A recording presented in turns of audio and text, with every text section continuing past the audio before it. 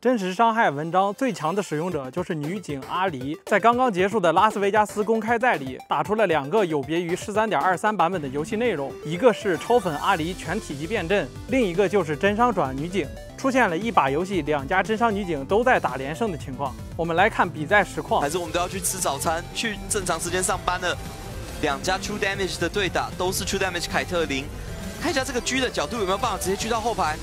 哎，这里凯特琳，哎，不对，他去击另外一边了。哦，有打到一下，有打到一下，把 Broccoli 的狙死了。这个对位对得很成功，但是还有一只阿卡丽在场上。阿卡丽跟凯特琳互电，哇，把对面射走了 ，Broccoli 手在空中挥，成功了。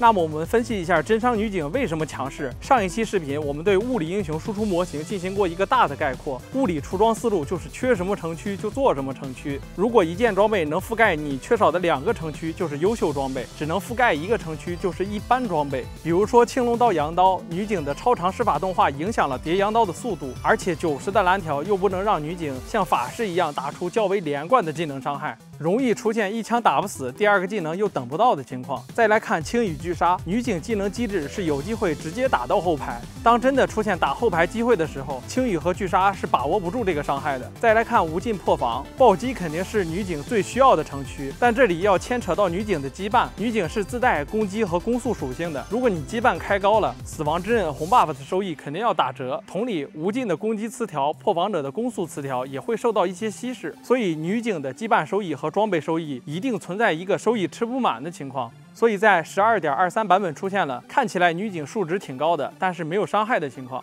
那么设计师在 12.24 版本进行直接干预，对女警的羁绊和技能数值进行了双加强。设计师的平衡思路是什么样的呢？既然女警对普通装备收益一般，那就加强女警的数值，这样会在最终的伤害曲线上趋于一个平衡。听起来很合理，对吧？但这赛季还有羁绊提供专属城区的情况，比如说真实伤害。 真实伤害这个城区跟女警以上所有城区完全不冲突。那么此时刚刚得到加强的女警，拥有着崭新的面板数值，与真实伤害羁绊结合，再搭配真伤本来就不错的阵容，女警排名就会飞速上升。最后我们打开大数据来看一下女警的效果。真实伤害文章展现了无可撼动的优势地位，而且这列数据去掉一个最高分，再去掉一个最低分，可以看到女警的装备上下限差距真的不大。我们做数据分析就是为了减少重复无意义的游戏实战。 在 S10游戏开服前1天，我们就把物理片发出来了。我们不敢说看见女警这个数值就断定女警不行，但我们有希望也有能力做到的是，按我们推荐出装做，如果这英雄还是扶不起来，那肯定不是装备思路出问题了。我们在11月25日发了新赛季法师分析，为了回应大家的讨论热点，也是本着对内容负责，我们在12月1日发了阿狸的专题讨论。我也不想在95版本去讨论阿狸，95版本的阿狸大数据肯定不够成熟，但我们不仅有大数据作为参考，还有充足的城区理论分析，还有计算器跑过阿狸所有的1装备数据图、2装备数据图、3装备数据图，所以我们有自信说出新赛季涌现了一批新型的法师，他们的出装逻辑和传统法师出现了明确的分界线。现在阿狸的版本来了，我相信更多的朋友通过实战认可了阿狸分析，而且看过我们这篇阿狸分析的朋友，第一时间肯定能够打出信息差上分去。接下来我们看拉斯维加斯公开在 Flancy 的超粉阿狸实战，但这个位置奇亚娜也有夜刃。 可以出装备，直接上来就先投。